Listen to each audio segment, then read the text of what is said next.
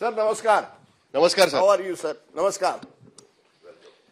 सकाळपासून Most difficult person to catch in Maharashtra politics doesn't give interviews. तुम्ही नरेंद्र मोदी सारखे आहात. You are like Narendra Modi. Don't give and interviews. very difficult to meet him because since morning at around 5:30 there is a crowd outside his office. That's right. More than 300 people have assembled outside Ajit Pawar's house here in Baramati since 5 a.m. in the morning. आप उठते कितने बजे हैं?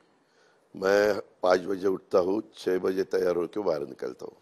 यानी हर दिन? हर दिन. मैंने भी कभी छुट्टी वुट्टी नहीं ली. मुझे जब छुट्टी रहती है तो मैं बारामती में आ जाता हूँ क्योंकि संडे रहता है, और जब वर्किंग डे रहता है तो बम्बई में रहना पड़ता है, वहाँ काम करना पड़ता है. वहाँ भी लोगों को सबको पता है कि मैं अर्ली मॉर्निंग काम शुरू कर देता हूँ. इसीलिए जो भी वो लोग मुझे महाराष्ट्र से मिलने के लिए आते हैं सभी को मैं सुबह शुरुआत जल्दी होने के बाद काम का निपटारा भी अच्छी तरह से होता है. ऐसा मेरा अनुभव है. यानी आप भी नरेंद्र मोदी की तरह 24/7 पॉलिटिशियन है. सुबह से शाम पॉलिटिक्स करते हैं. लेकिन अजीत दादा, ये पूछना पड़ेगा, इतनी पॉलिटिक्स करने के बाद क्या आप मानते हैं कि इस बार 2024 का ये जो चुनाव है ये सबसे बड़ा एक तरह से आपके लिए एक चुनाव बन गया है? चुनौती भी है. चुनौती और चुनौती बन गई है क्योंकि अजीत पवार बनाम शरद पवार एक बैटल नजर आता है बारामती में. मुझे वैसा नहीं लगता. मैं ये बैटल की तरफ एक नरेंद्र मोदी वर्सेस राहुल गांधी ऐसा ये चुनाव है. नरेंद्र मोदी बनाम राहुल गांधी. नरेंद्र मोदी बनाम राहुल गांधी ऐसा ये चुनाव है, ऐसा मैं मानता हूँ. क्योंकि हम जब वोट मांग रहे तो यही बोल रहे हमारे लोगों को, वोटर को, कि अपने को रूलिंग पार्टी तीसरे दफा ये देश के प्रधानमंत्री मोदी साहब होने वाले ही है, तो उनको सपोर्ट करने वाला हमने ये भेजा, मेंबर ऑफ पार्लियामेंट भेजा, तो अपने को ज़्यादा फायदा होगा, वहाँ की डेवलपमेंट होगी, वहाँ फंड्स आ जाएंगे, वहाँ का बहुत सारा काम हम निपट सकते हैं, ऐसा मेरा कहना है. लेकिन ये दिल्ली की बात हुई, राहुल गांधी बनाम नरेंद्र मोदी का चुनाव हो गया. लेकिन बारामती में तो कहीं ना कहीं जब सुनेत्रा पवार आपकी पत्नी लड़ती है आपकी बहन सुप्रिया सुळे के खिलाफ, तो मैसेज तो ये जा रहा है ना कि पवार फैमिली की एक प्रतिष्ठा की लड़ाई बन गई है कि बारामती का बिग बॉस कौन. और खास करके जब हम देखते हैं कि शरद पवार हर जगह जाके रैली ले रहे हैं, आप बारामती में कैंपिंग करके बैठे हुए हैं, तो लड़ाई फिर अजीत पवार वर्सेस शरद पवार ही दिखने लग जाती है. और वो भी परिवार की लड़ाई. वैसी नहीं है. आप मीडिया ने वो ज्यादा दिखाने की कोशिश की है बार बार. यहाँ तो किसी ने बताया कि मुझे कहा कि कल न्यूयॉर्क टाइम्स के भी कुछ लोग आए थे, आप भी कल थे, बाकी के भी लोग आ रहे देखने के लिए. मीडिया को तो ये मिलना ही चाहिए कि क्या चालू है क्या नहीं. लेकिन मैं वैसा नहीं मानता. मैं मानता हूँ कि ये जो लड़ाई नरेंद्र भाई मोदी वर्सेस राहुल गांधी ऐसी है. ये चर्चा दिल्ली में है कि अमित शाह ने आप पर दबाव डाला कि आपको अपनी पत्नी को खड़ा करना पड़ेगा इस चुनाव में सुप्रिया ताई के खिलाफ, तभी हम मानेंगे कि असली अजीत पवार पर विश्वास कर सकते. ये सरासर झूठ है. झूठ है. ये सरासर झूठ है. मेरे जो भी कैंडिडेट जो रायगढ़ में हो, बारामती में हो, धाराशिव में हो, या शिरूर में हो, या परभणी में हो, कोई भी बात उन्होंने नहीं कही. वो बोले कि जो इलेक्टिव मेरिट होगा वो कैंडिडेट आप दे दो. एक एक कैंडिडेट जिताना बहुत इम्पोर्टेंट है. अपने को ज्यादा से ज्यादा एमपीज महामोर्चा के जीत के आने चाहिए. ये और एक जो दिल्ली में प्रचार चलता है, दिल्ली में नहीं देश भर में आपका नाम लिया जाता है और कहा जाता है कि देखिए जब भी, और पूरा विपक्ष ले रहा है कि अजीत पवार, जिस पर नरेंद्र मोदी जी और बीजेपी ने गंभीर आरोप लगाए थे, इरिगेशन स्कैम, सिंचाई स्कैम में 70,000 करोड़ का स्कैम के बारे में कहा था, एमएसएबी महाराष्ट्र स्टेट कोऑपरेटिव बैंक के स्कैम के बारे में कहा था, उसी अजीत पवार को अब बीजेपी में शामिल किया गया है, आप उनके सहयोगी बने हैं और आपके खिलाफ केसेस जो है एक वॉशिंग मशीन की तरह खत्म हो रहे हैं एक के बाद एक. ये विपक्ष बार बार कहता है, आपका चेहरा दिखाकर कहता है ये वॉशिंग मशीन की सरकार. रामलीला मैदान की रैली में भी यही मुद्दा रखा गया. विपक्ष वालों हमेशा ये इसके बारे में बात करते हैं. मेरा ये कहना है कि मैंने महाराष्ट्र में, मैं ज्यादा सेंट्रल का नहीं बोल रहा हूँ, महाराष्ट्र में जो मेरे ऊपर एलिगेशन कर रहे हैं उनके सबके साथ मैंने गवर्नमेंट में काम किया है. मैं जब उनके साथ रहता हूँ तो वो एलिगेशन नहीं करते. मैं जब उनके साथ नहीं रहता तो वो एलिगेशन करते हैं। लेकिन ये सच्चाई है ना कि केस धीरे धीरे बंद हो रहे हैं। नहीं ना, इंक्वायरी चालू है, उसमें से कुछ तो inquiry Uddhav Thackeray ji chief minister थे तब भी सी समरी वहां दाखिल की थी। ये सरासर झूठ है। लेकिन एक तो 70,000 करोड़ का काम ही जब मेरे ऊपर एलिगेशन किया तब हुआ नहीं था। टोटल काम हुआ था 42,000 करोड़ रुपया, और उसमें से सैलरी भी जमा थी। तो कैसा 70,000 करोड़ का? अभी किसी ने क्या आरोप लगाना चाहिए? शरद पवार जी और सुप्रिया सुळे जी वही आरोप करते हैं कि एनसीपी को तोड़ा गया बीजेपी ने, इस वजह से ईडी का डर दिखा। ये सरासर झूठ है। राजदीप जी, आपको मैं बताता हूँ कि जब ये गवर्नमेंट अभी जाएगा, जो यूपी उद्धव जी ठाकरे, मैं और बाला साहेब थोरात, हमारा गवर्नमेंट तीनों पार्टी का महाविकास आघाड़ी, वो जाएगा, तब हमारे सभी विधायकों ने एक लेटर तैयार किया, साहब को दिया। तब जितने भी एनसीपी के विधायक है, जितने भी है, सभी ने उसके ऊपर साइन किया था। उसमें जयंत पाटिल भी थे, उसमें अनिल देशमुख जी भी थे, जितेंद्र आवाड़ जी भी थे, बाकी सब जो राजेश टोपे जी भी थे, जो अभी आप साहब के साथ है वो सभी थे, हम सभी थे। और वो लेटर देने के बाद ही सब विधायकों का कहना था कि अपने को स्टेट के गवर्नमेंट में जाना ही चाहिए, बीजेपी के साथ जाना। हाँ, बीजेपी के आप साथ। बड़ी बात कह रहे हैं। हमारे दर्शकों को आप कह रहे हैं कि 2022 में जब एकनाथ शिंदे की सरकार बनने की चर्चा हो रही थी, उसी समय बीजेपी और एनसीपी के बीच में सरकार होने की बात हो रही थी, और शरद पवार जब जानकारी थी इस बात की। पवार साहब ने मुझे बताया, हमें बताया कि सब तो बात नहीं कर सकते। प्रफुल्ल पटेल, अजीत पवार और पार्टी प्रेसिडेंट स्टेट के तब थे जयंत पाटिल, ये तीनों ने उनके साथ बात करने और उसके बारे में अगला डिसीजन ले लेना, ऐसा पूरा 2022 में ही। यस 2022 की सरकार बनने के पहले से ये प्लान शुरू हो गया था, और तब तो ये आरोप नहीं थे। आपका ये कहना कि ये ईडी और इसकी वजह से नहीं, तो बीजेपी के साथ जाना करीब तय। सबका साहिल, सब जितने भी एमएलए एमएलसी थे, सबकी साइन है। मैं वो दिखाने के लिए भी तैयार हूँ, मैं अब सबको मालूम है। पर ईडी का, क्योंकि ईडी का दबाव कितने एनसीपी मंत्रियों पर था, कई मंत्रियों पर था, और वो सभी आपके साथ आ गए हैं, इसलिए इस बात को ज्यादा जोर दिया जाता है कि एनसीपी जो है, जितने मंत्री जिन पर ईडी की कार्रवाई हो रही थी, वो सब शामिल बीजेपी के साथ हो गए, ताकि बीजेपी उनको बचा सके। ये सरासर झूठ है।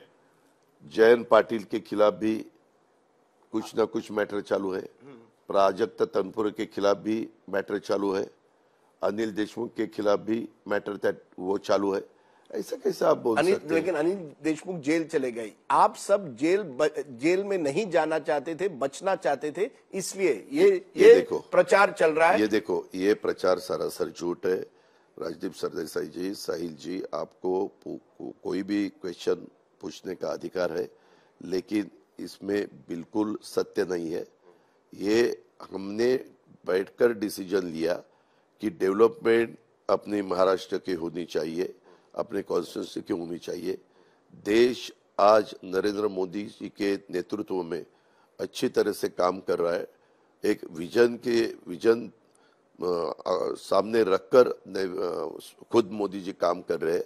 आपने भी देखा पिछले 10 सालों में कितना डेवलपमेंट हुआ, कितना काम हुआ। तो ये काम होते हुए उसमें महाराष्ट्र को अधिक फंड्स मिलने चाहिए, और जो अच्छा काम करता है उसके साथ रहना चाहिए। महाराष्ट्र के विकास के लिए आपने ये किया है, आप कह रहे हैं ये महाराष्ट्र के विकास के लिए किया है, क्योंकि वही नरेंद्र मोदी जी और वही देवेंद्र फडणवीस जी आप पर आरोप लगाते थे। फडणवीस जी की एक वायरल वीडियो है कि अजीत पवार की चक्की पीसिंग करवाएंगे, मोदी जी ने भी ये नाम लिया था। तो आप कह रहे हैं आपने ये सब छोड़ के विकास के लिए ये निर्णय लिया। ये सही है। क्या इसके साथ ये भी पॉलिटिकल रियलिटी है कि आज की स्थिति में महाराष्ट्र में कोई भी पार्टी नहीं है कि जो खुद के बलबूते पर सरकार बना सकती है, और आपके बिना यहाँ पर राजनीति करना मुश्किल है, और इसीलिए बीजेपी आप चाहती है कि आप उनके साथ में आए, और इसीलिए आपको साथ में लिया गया। बीजेपी और एकनाथ शिंदे दोनों मिलके भी उनका टोटल विधायकों की संख्या 165 थी। नहीं, लेकिन जो उनको कोई जरूरत नहीं थी। लेकिन कई सर्वेस दिखा रहे थे कि लोकसभा में दोनों साथ में आने के बाद भी उनकी सीटें उतनी नहीं आ पाएगी, क्योंकि अरिथमेटिक उनका नहीं बैठ रहा था, गणित बैठ नहीं रहा था। जब तक आप साथ में नहीं आते तब तक वो वोट प्रतिशत लोकसभा में उनको नहीं मिल पाता। 2022 में ही उनके साथ हमने जाने का इरादा किया था, 2019 में भी किया था, 2014 में भी बाहर से राष्ट्रवादी कांग्रेस पार्टी ने उनको सपोर्ट डिक्लेयर किया था, 2017 में भी ऐसा ही कोशिश की थी। ऐसे अलग अलग बहुत से हमें मालूमात है कि तब ये कोशिश हुई है, और ये बहुत लोगों को जो मेन हमारे पार्टी के काम करने वाले लोग हैं उनको सबको मालूम है। यानी आप नहीं समझते कि बीजेपी ने आपका इस्तेमाल किया है, कि वही बीजेपी जो आप पर आरोप लगाती थी, आज तो विपक्ष लगाता था, बीजेपी ने भी लगाई थी, आज वही बीजेपी एनसीपी के साथ जुड़ गई है।